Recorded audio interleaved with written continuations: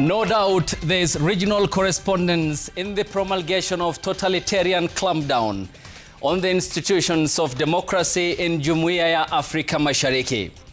The Tanzanian elections have, however, revealed the feeling of political kinship among youthful activists in the region. Their grievances have been years in the making, as was the case in Kenya in 2024 and in Tanzania recently. Tonight on the bench, beyond the symptoms of the Tanzanian polls, we ask whether they are the right prescription to the deepening state of democracy in Jumuiya. On the bench this evening, Mohamed Abdullahi, law student; Tatiana Gisheru, who is digital advocate at the center of the demonstrations in 2024. Grace Bahati is a member of County Assembly, Cheleni Ward in Machakos County. Philip Pande is Youth Inclusion Advisor, and East Africa's Youth Rising, the chapter on the bench tonight. I am Ayub Abdikadir, and here are the top stories this evening.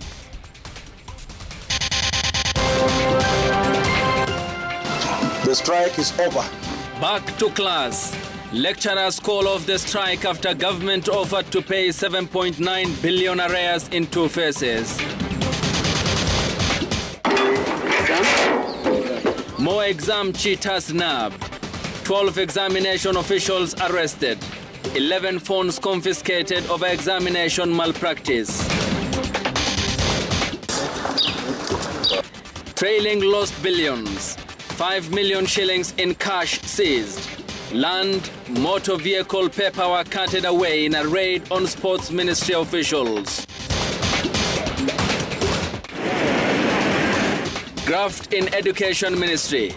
1.1 billion shillings lost to ghost students through capitation as Ministry orders for closure of 10 schools.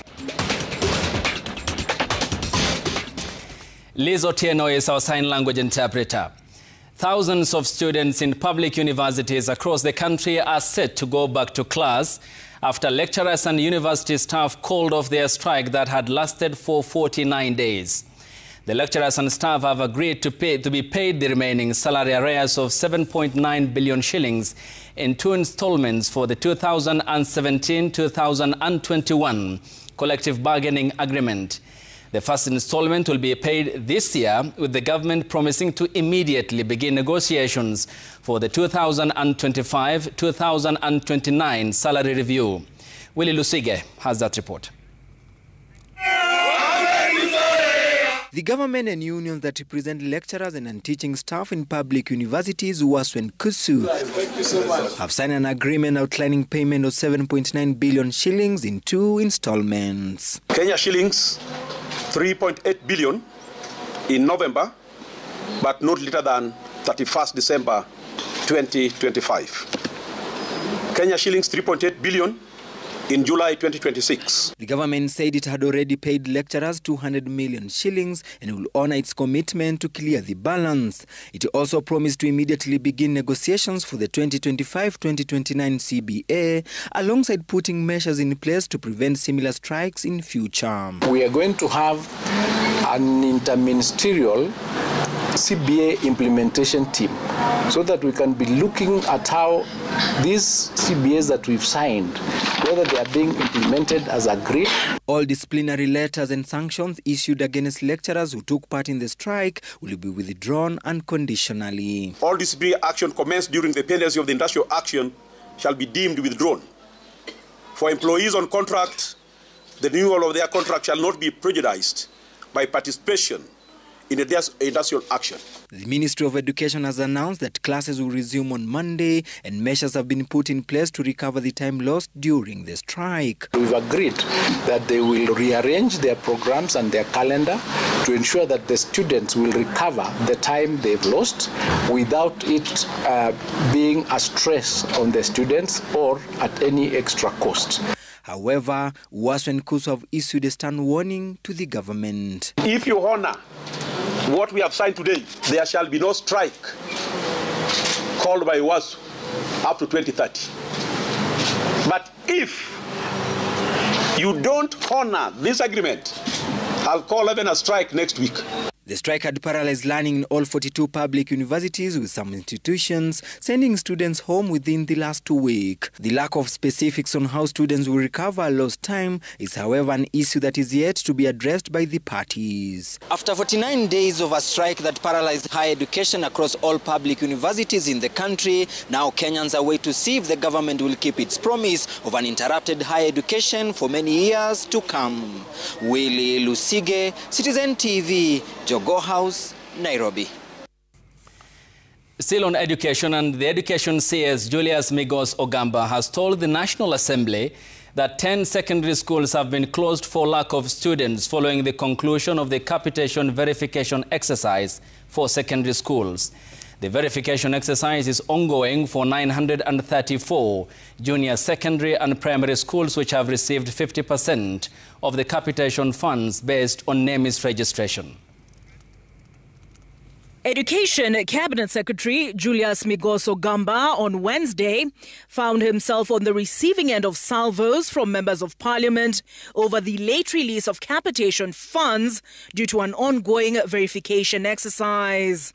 The Office of the Auditor General reported that some of the schools that had received capitation from the Ministry of Education were non-existent. Migos reporting to the House that following the conclusion of the capitation verification exercise for secondary schools, 10 institutions had been closed due to lack of learners.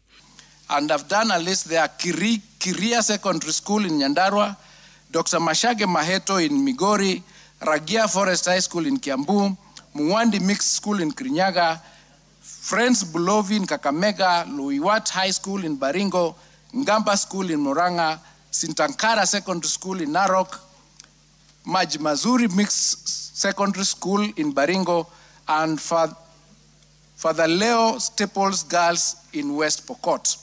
Ogamba telling members of the National Assembly that the verification exercise for 934 junior secondary and primary schools was still ongoing, but that the schools had received 50% capitation based on NEMIS registration. Members of Parliament, however, called for the interdiction of ministry officials following the revelation that 10 secondary schools found to not have students had presumably been receiving capitation funds. They must be knowing the accounts. They must be knowing the signatories. Mr. Speaker, the Ministry of Health recently came in and did arrest those people who have been stealing sham money.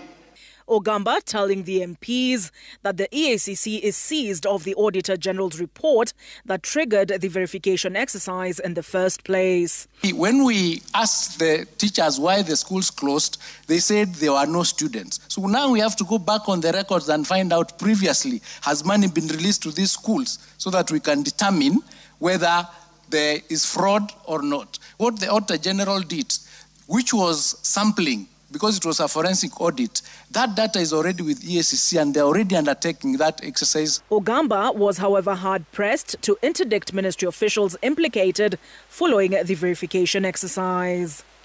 You have officers of your ministry in each and every county who have a duty to keep and update records of schools continuously and furnish to your ministry. That money, public resources have been wired to non-existent schools for non-existent students. How many of your officers have you interdicted for doing this criminal act? According to Ogamba, 10 billion shillings has been disbursed to free-day secondary schools, 5.1 billion shillings to free-day junior schools, 1.7 billion for free primary education, for a total of 16.5 billion shillings disbursed. The undisbursed amount from that verification exercise to date stands at 1.2 billion. Olive Burrows, Citizen TV. President William Ruto now says the government has been forced to a daily load shedding that has prompted shut-off in some parts of the country from power supply between 5 p.m. and 10 p.m. to keep the national grid stable and cope with the growing power demand in the country. The head of state, who addressed Kenyans living in Doha, Qatar on Tuesday night, said the country needed over 1 trillion Kenya shillings to boost its power capacity to at least 5,000 megawatts to spur economic growth. Here's our political affairs reporter, Emmanuel To. His meeting with Kenyans living in Doha, Qatar, set the stage for President William Ruto to lift the lead on what he says is an acute shortage of power in Kenya, which he revealed has led to daily power rationing. Today, in Kenya, jioni between 5 and 10 p.m., we have to do load shedding. We have to shut off some areas to be able to power other areas because our energy haitoshi. One data center requires 1,000 megawatts. Na tuko na 2,300.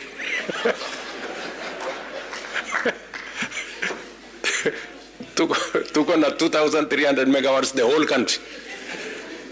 So, ili tufanye hiyo data center, we have to shut down half the country. The president explaining the plan to ramp up power production to meet the growing domestic and industrial needs, now standing at 3,158 megawatts at peak hours. We need to build at least 50 mega dams, huge dams. High Grand Forks Dam, Soin Koru Dam. If we have to industrialize, if we have to engage in manufacturing, we need minimum 10,000 megawatts. The head of state hinting at possible ways of raising the more than 1 trillion shillings budget required to fund the project. We need 1.5 trillion shillings. That's just about maybe $10–12 billion. We can raise that money. So to raise here housing, 600 billion. We've raised it. But this one we can raise even without any levy. We'll raise it to akili. Kenya's power supplier, Kenya Power, has backed the president's position, saying the grid has in recent days been overwhelmed, especially after sunset, and the national grid experiences a drop in supply from the existing wind power producers. Without giving the specific time when the load shedding began, Kenya Power, which has about 10 million customers, said the downtime at night has led to the scheduled rationing. The Kenya Electricity Generating Company, KenGen, confirmed the pressure being exerted on the country's power sector, which saw the country's consumption hit its highest ever daily energy demand. Emmanuel To, Citizen TV. The Ethics and Anti-Corruption Commission has recovered more than 5.5 million Kenya shillings in cash, 13 vehicles and investments in government securities worth over $500 million shillings during coordinated raids targeting senior officials in key 2 ministries. The raids carried out across multiple counties focused on top officials from the State Department for Sports and the State Departments for Arid and Semi-Arid Lands and Regional Development. Here's Ben Kiroi with the details of that report. During the coordinated operation in Nairobi, Nanyuki, Machakos, Kiambu and Nyeri, investigators recovered 5.5 million Kenya shillings in cash, 13 motor vehicles, 28 land title deeds, and details of 37 bank accounts. The seized assets held at EACC are expected to serve as key evidence in the ongoing probe into embezzlement of public funds. The Ethics and Anti-Corruption Commission EACC on Wednesday morning first raided the home of Otis Mutwiri Nturibi, the Deputy Accountant General for Assaults and Regional Development, in an investigation into the alleged embezzlement of millions in public funds. Investigators seized title deeds, logbooks, and other crucial documents believed to be linked to a corruption scheme. Mutwiri was later escorted to his office in Nairobi Central Business District, where a second search was conducted before he was taken to the EACC's Integrity Center to record a statement. Mutwiri is alleged to be behind a controversial construction project in Meru, allegedly registered under the disguised client name OMN. EACC officers also conducted a 4-hour search at the premises of Turkenya Tours, believed to be linked to the probe. During the operation, investigators recovered more than 3.5 million Kenya shillings in cash, alongside what they described as crucial evidence. The company's directors, including Dixon Meyer, were taken in to provide statements. Separately, Senior Assistant Commissioner of Sports Caroline Muthoni Kariuki also recorded a statement over similar allegations of graft. Also sought as a person of interest is Maureen Wangui Wambogo, the director of Smart Flows Travel Limited. EACC has said that upon completion of investigations, any individual found culpable will be forwarded to the Office of the Director of Public Prosecutions or DPP for possible criminal charges. Ben Kiroi, Citizen TV, Nairobi. And 12 more people have been arrested over exam malpractices as the Kenya Certificate of Secondary Education examinations entered day 3. The arrests were made in Nairobi and Migori counties, while there were other cases of cheating that were recorded in the counties of Kisii, Nyamira and West Pokot, leading to the arrest of invigilators and supervisors at various examination centers. Here's Brenda Wanga with that report. The secondary school examination period is only in its 3rd day, but the magnitude of the malpractices already noted is increasing. We will not allow any attempt to sabotage the future of our children or the global reputation of our national certification system. Today, security and Kenya National Examination Council officers tasked with monitoring and maintaining the integrity of the exams recorded malpractice cases at the Kenya Muslim Academy School in Huruma, Nairobi, Ugari Mix Secondary School in Migori, and Itumbe DOK Secondary School. In Nairobi, the officers arrested a university student found impersonating a Form 4 candidate sitting the exam. Preliminary investigations show that the university student, who has since been arrested alongside 5 invigilators, the center manager and the supervisor, was paid 20,000 shillings to impersonate a candidate at the school. In Migori, 2 teachers suspected to be board management teachers, a center manager and a supervisor, were arrested over cheating claims. The arrests come as the ministry vowed to reinforce security of exams in the country. The CS for Education maintaining that the integrity of the continuing exams will not be compromised. Resist. Where criminal action will be taken against these individuals, whether it's a teacher or somebody from the ministry, we'll be deregistering those teachers even after criminal process has been taken against them. The people who are involved from the education sector will never be allowed to work again in the education sector, and both their lives and the lives of the children that they've destroyed will have been affected. The assurances notwithstanding, early exposure of the exam in some schools continue to be reported. In Nyamira, police and NEC officers have arrested all invigilators and supervisors stationed at the Itembe DOK Secondary School after chemistry paper 2 theory exams were found circulating online prior to the exam. The papers had security features indicating that they were destined for the school before they were leaked. All mobile phones at the center, totaling to 11, were also confiscated, while those arrested have recorded statements and are aiding police with investigations. Other cases of malpractice have been reported in West Pokot, Kisii and Nyakach. These cases and arrests add to 27 that have been reported since Monday when the exams started nationwide. Brenda Wanga, Citizen TV. And the push for the Orange Democratic Party's unity dominated the late Raila Odinga's memorial service in Homa Bay County, an event organized by the party to remember its leader. The party leader Oburu Oginga and the national chairperson of the ODM, Gladys Wanga, rallied the Lakeside region to fully back the party and uphold the broad-based arrangement and the wishes left by Odinga before his demise in India. Here is our senior political affairs reporter, Stephen Leto. Songs and dances dominated Raila Odinga Stadium in Homa Bay.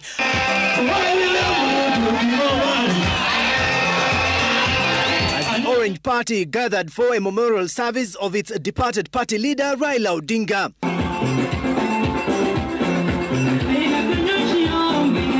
ODM supporters stand up to remember the former premier who led the party that withered many political storms.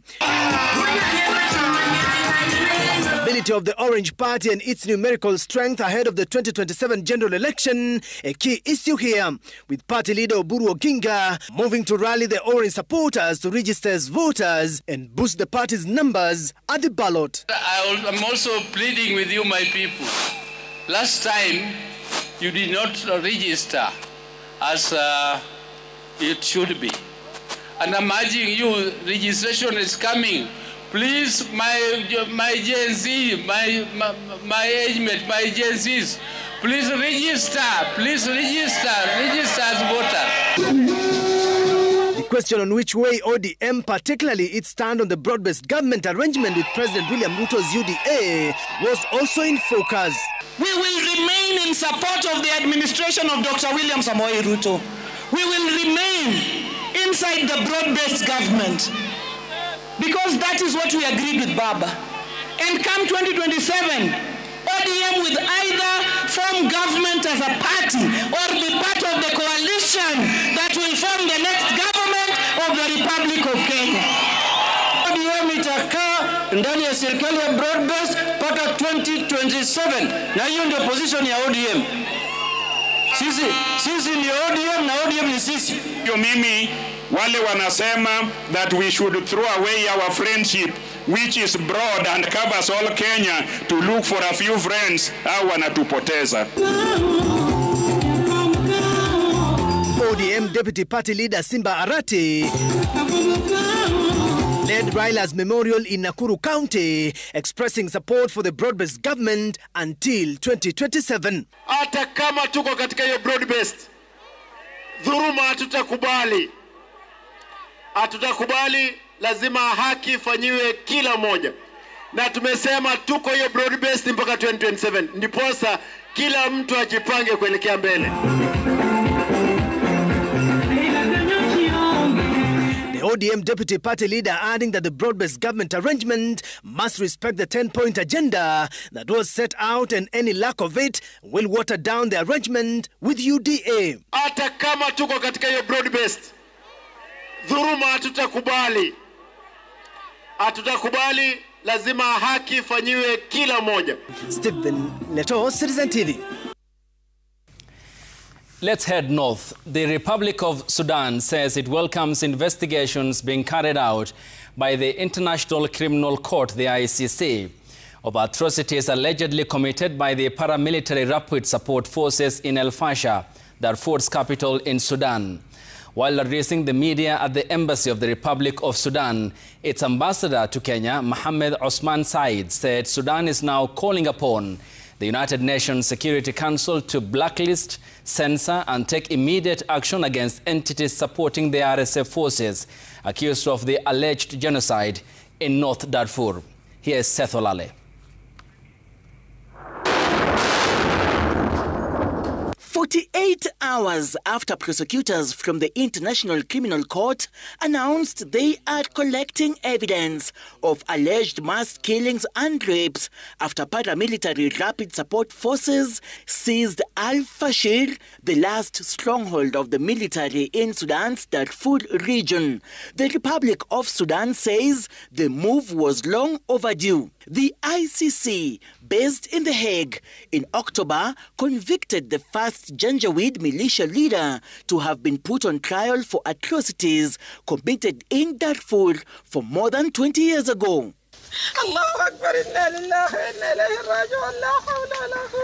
While issuing a humanitarian report on the alleged genocide perpetrated by the Rapid Support Forces in El Fashir, the capital of Darfur, Sudan's ambassador to Kenya, Mohammed Osman, called upon the United Nations Security Council to blacklist, censor, and take immediate action against entities supporting the Rapid Support Forces accused of alleged genocide in North Darfur.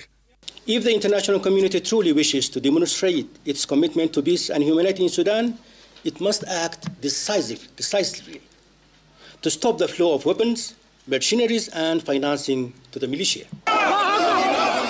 This as the United Nations raises the alarm that the humanitarian crisis in the war-torn Sudan is spiraling and getting out of control. Local sources continue to share extremely worrying reports of displaced civilians on the move as they are being abducted and facing extortion. We call again for securing a safe passage for people trying to flee, protecting those who remain in El Fasher, and for full and unimpeded humanitarian access across Darfur and all other areas in need in Sudan. Seth Olale, Citizen TV. And the growing calls for reforms across the globe, though will be limited to the Jumuiya ya Afrika Mashariki, came from the young voices across the world. On the bench, a reminder will be Mohamed Abdullahi, Tatiana Gisheru, Grace Bahati and Philip Pande. On the Tanzanian polls, the build-up to the elections in Uganda next year, and then the year thereafter, will be Kenya. But there's dismal registration numbers, and the IEBC is expressing concerns. So what's the goal? And if they are the prescription, then how would that unfold? All that is on the bench, here on the broadcast, and here is what's coming up. Coming up, IEBC raises concerns over low voter turnout. Welcome back and thanks for staying with us. A whistleblower in the alleged embezzlement of the Kisii County National Government Affirmative Action Fund, Justin Siocha, is nursing injuries after he was attacked last night. Siocha sustained deep panga cuts on both hands when a machete welding gang attacked him while in the company of his family. Our reporter Ode Francis looks at the price that those who dare speak against graft have to pay. It's been over a decade since the Whistleblower Protection Bill was first drafted, yet it remains untouched, gathering dust on the shelves of Parliament.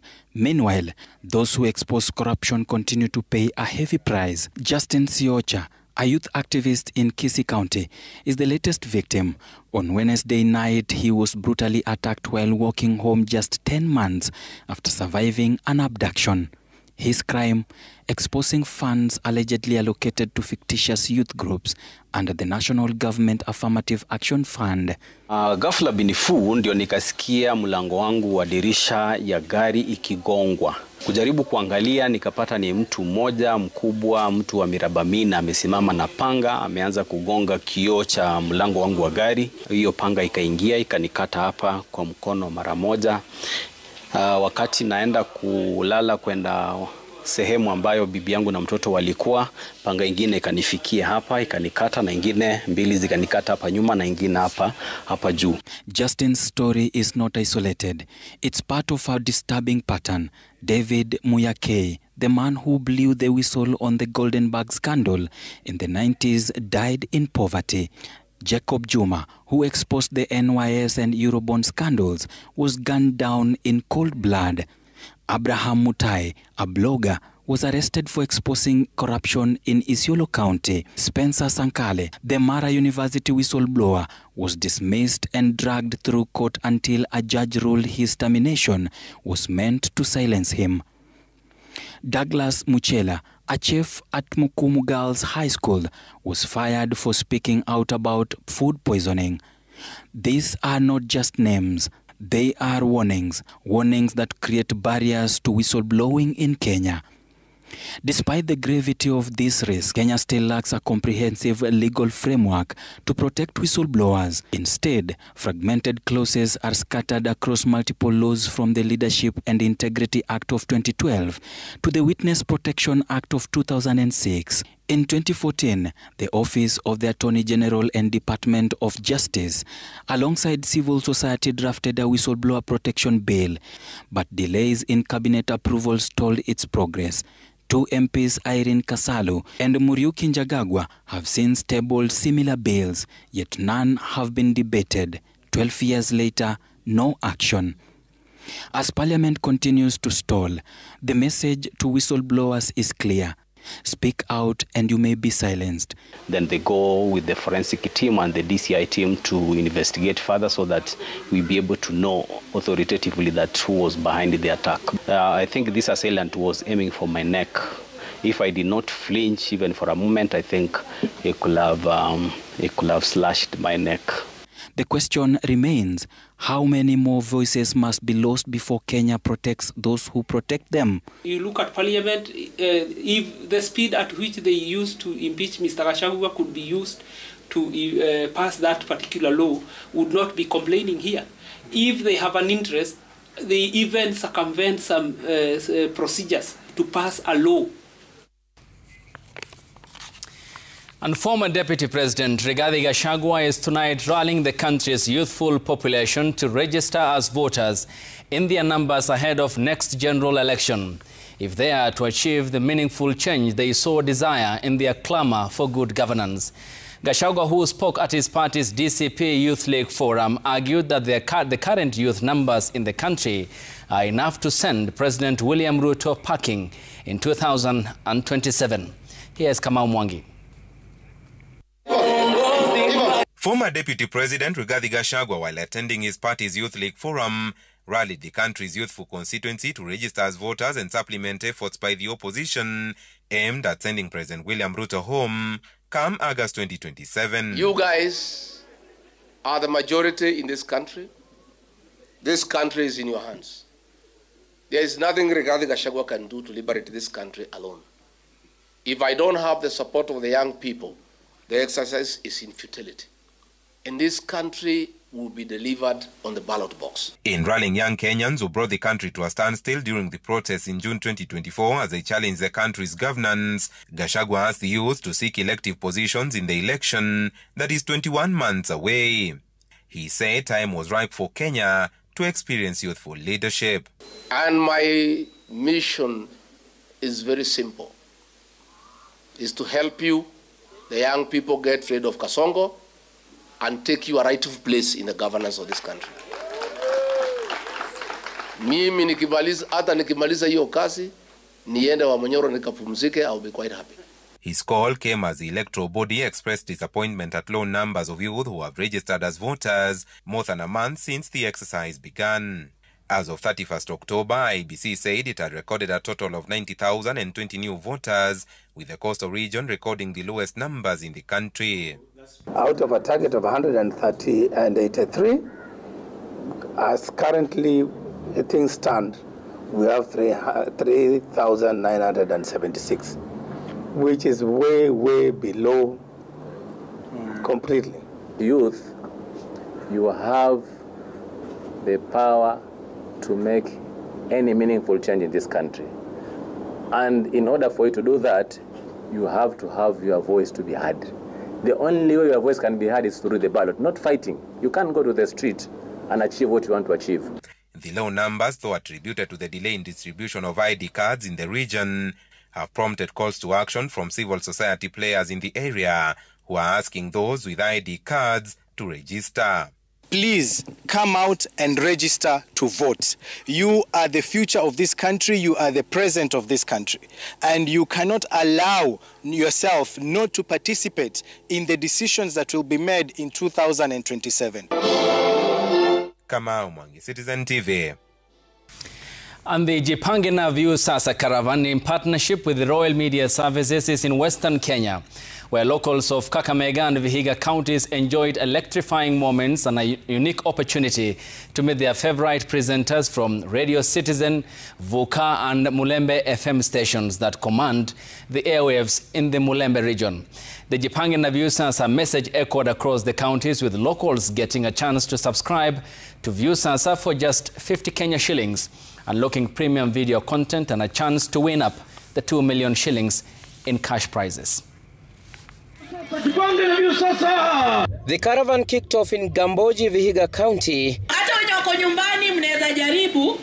making 8 stopovers before culminating in Matete, Kakamega County. Excited residents turned up in large numbers to interact with their favorite radio personalities, a clear testament to Royal Media Services' dominance in the region. Tumefurahia Radio Citizen, Royal Media Services kututembelea. Sisi tumejipanga kama sisi wanaviiga.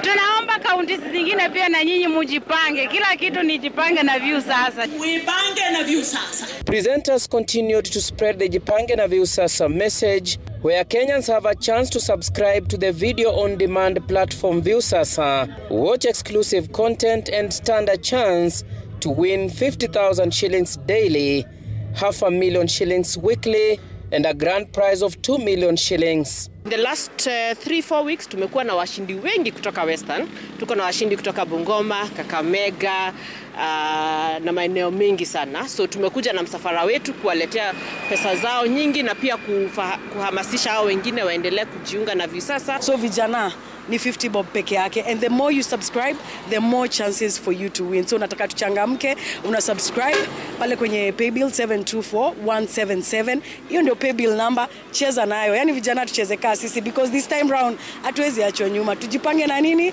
na Viusasa top shota. The caravan, which is on a countrywide tour celebrating Viusasa's 8th anniversary, will continue its Western Kenya leg tomorrow as it heads to Bungoma County. Steve Shitera, Citizen TV, Malava, Kakamega.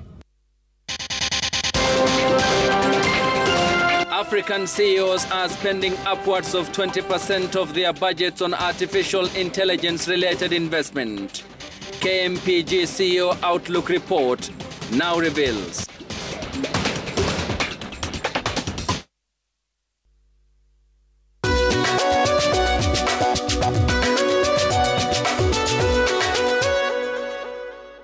Time for business on the broadcast. A report by audit firm KMPG now shows that African business leaders are keen to tap into the benefits of artificial intelligence in their operations. According to KMPG 2025 CEO Outlook, African CEOs are investing upwards of 20% of their budgets in AI-related ventures, double the investment of their global counterparts. Here's Jimmy Mbogo with the details of that report. The report, which sampled over 1,350 organizations globally and 130 on the African continent, shows that a majority of businesses in Africa are confident about their growth trajectory. However, African CEOs remain cautious about the overall growth of the global economy. Only 60% of African CEOs are optimistic about global growth compared to 68% of their global peers. In the next 12 months, 18% of African CEOs say they anticipate spending between 20 and 30% of their budgets on AI compared to 12% globally. They are, however, cautious about the ethical challenges that could arise from AI integration in their business. In general, African CEOs are looking at spending at least 20% of their budgets on AI. The global norm is about 14%. We're spending a bit more. Now, that tells me that, one, I think this is the one particular race that we're not going to be left behind. While attitudes towards environmental, social and governance ESG goals are shifting globally, 30% of African CEOs remain committed to their ESG targets, prioritizing compliance and reporting. So we generate 2% of what causes global warming in the continent. Yet 40% of the effects of global warming is felt in the continent. It's not our fault. So if we sit here and wait for the global north to give us funding to deal with climate adaptation and change, we're not going to get that. The report also shows that African CEOs are keen on mergers and acquisitions, reflecting confidence and stronger desire for partnership and expansion to scale their business and increase capability. Many joint venturing and partnerships with fintechs, entities that can extend and scale the operations of existing businesses beyond their traditional core. Because many entities recognize that it is really not just about growing organically and multiplying. It's more extending and working with like-minded organizations in joint ventures and partnerships. Jimmy Mbogo, Citizen TV, Nairobi. Madagascar-based Axian Telecom Holding and Management PLC has acquired 99.63% of Wananchi Group Holdings Limited, the parent company of Zuku, one of East Africa's fixed broadband and enterprise connectivity providers. The transaction, which the company says has taken over a year to complete now, marks the entry of Axian into the Kenyan market. Following the acquisition, all employees will be under the new management, with no job cuts anticipated, even as continuity of business operations is expected to be maintained. This, the company says, will ensure a smooth transition for employees, customers and partners as Wananchi begin a new chapter. According to Genio Mwaura, the Chief Executive Officer of Zuku Fiber, the move comes as a boost to the business and is expected to deliver the much-needed capital to strengthen business operations and improve customer experience. So one of the things that this capital is going to help us do is to get these customer pain points and see how to fix them. So at least the quality of service becomes and meets the expectations of the customers. I am here in order to go through the business plan with the team, to go through with the revenue potential that we will have, and also to go through the capex investment that we will need in order. So we can come after 1 month, and then we will be able to share with you a more solid plan. What I can tell you now is a promise from Axian Telecom that we are here to invest, we are here to grow the business. We are not here to optimize the cost. We are here actually to be efficient and expand and grab all the potential that we see in the country. And Kenya has renewed its push for inclusive and sustainable industrial growth as stakeholders convened for the Kenya Industrialization Conference in Nairobi. The conference is looking to accelerate manufacturing in sectors such as automotive, textiles, leather, pharmaceuticals, furniture, and the creative economy as well. This will in turn create jobs and boost exports through stronger value chains. Trade CS Lee Kinyanjui has reiterated the need for policy alignment to address youth unemployment, enhance local production, and create competitiveness. Build Africa. So that's only the skill development and the whole ecosystem. You may also be aware that Kenya has been in trade negotiations with different countries across the world. Some of the negotiations have been complete, including, for example, the United Arab Emirates, which is a key destination for our meat products, our floriculture and horticulture. And we have seen this to be one of our fastest growing markets. When you open markets in the European Union, in the US market, in the UAE, in the Far East, then it means as you produce from Kenya, then you have huge opportunities to participate in all these markets. Near Nairobi's Karura Forest, science is quietly transforming how trees are grown, using cloning technology to produce millions of high-quality eucalyptus seedlings. The innovation promises to make forestry more productive, profitable, and sustainable. Our reporter Dennis Otieno visited the facility and tells us how this breakthrough could shape Kenya's green future on this week's edition of Smart Farm.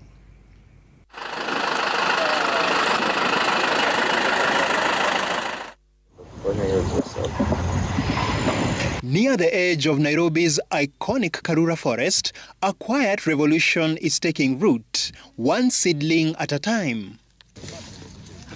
Here at the Tree Biotechnology Program Trust, scientists are using biotechnology to clone and multiply improved eucalyptus hybrids, a method designed to grow faster, resist disease, and yield more wood per acre. For many years, Kenya has been leading in tree growing, but unfortunately we have been using the old technology of propagating trees from seeds and also only focusing on pure species. But with advances in science, that procedure was found to be quite slow and does not capture all the benefits. This hybrid technology blends the best traits of two eucalyptus species, Eucalyptus grandis and Eucalyptus camaldulensis. These two characteristics are brought together, and what the hybrid we get is a hybrid that will grow faster, but also have higher wood density, which is good for fuel. And second, in the process, we also look at disease resistance. Grandis is highly challenged by diseases. A lot of people don't imagine that trees get sick. And unfortunately, we are getting more incidences of diseases because of ease of transport, and particularly containerized transport. Inside the nursery, seedlings are raised under controlled conditions to ensure healthy root development and uniform growth. Once the seedlings have been brought, what follows is management. Management involves grooming of the seedlings, and also preparing the seedling to remain with one shoot, which can be planted or can be dispatched. That means the whole process takes 4 months for the seedlings to be ready. Still, misconceptions persist about eucalyptus being a water guzzler. But scientists insist it depends on the variety and how it's managed. Eucalyptus is not necessarily a water guzzler. It doesn't take more water than what other crops do. Second, eucalyptus is a very wide genus, or what we call, it has many varieties. It has more than 50 known varieties. So when we condemn eucalyptus, we are condemning wholesomely. What we always advise growers is that the waterways need to be conserved. According to official data, Kenya loses an estimated 50,000 hectares of forest cover each year.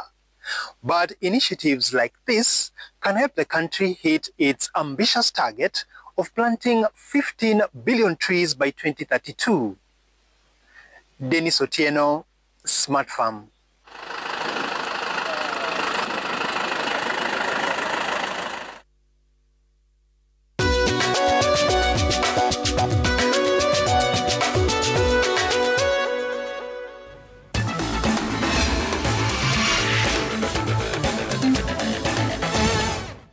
Time for sports, and defending champions Kenya Police Football Club are finally out of the relegation zone after a hard-fought 1-0 win over Sofapaka in the only Kenya Premier League match played at the Police Sacco Stadium.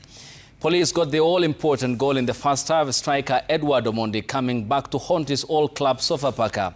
Omondi was signed by Police from Sofapaka at the beginning of the season. Now climbed to 8th position above Sofapaka as they prepare to take on former champions Gor Mahia on Sunday at the Nyayo National Stadium.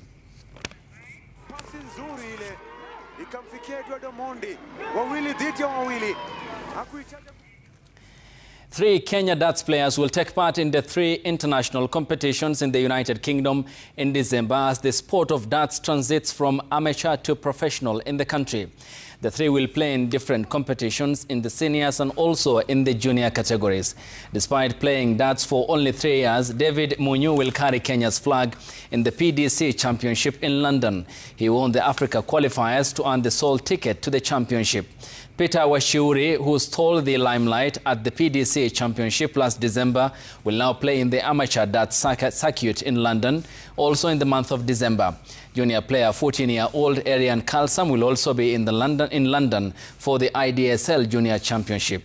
Sirua Darts Group, who are the force behind the growth of darts, are also organizing the Nairobi Darts Masters in early December with players coming from across the globe. And currently we have statistics. We have never had such of prizes here, and I think that one is making me do much practice and engage myself in game in every aspect of preparation. We need to move away from the old mentality that darts belongs to some bars or the bar, but it's darts for all, where each and every person, women, children, the old, the young, are able to participate and play darts. And Kenya's Helen Obiri and Sharok Lokedi were declared joint winners of the World Marathon Major Series together with Ethiopia's Tigist Asefa. All the 3 athletes accumulated 41 points across 7 marathons, going into the New York Marathon 3 days ago. Asefa was in the lead with 41 points. Obiri won the race to earn 25 points, while Lokedi finished second to earn 16 points. The 3 will each receive 3.7 million shillings, the sum total of the top 3 positions divided by the 3. On the men's side, Sebastian Sawe of Kenya was the outright winner, taking home the top cash award of $50,000, approximately 6.7 million shillings. The points for the World Marathon Majors are earned by finishing in the top 5 positions in the marathons in Tokyo, Japan, Boston in the United States of America, London in the UK, Berlin in Germany, Chicago in America, and Sydney in Australia, plus New York in the United States of America.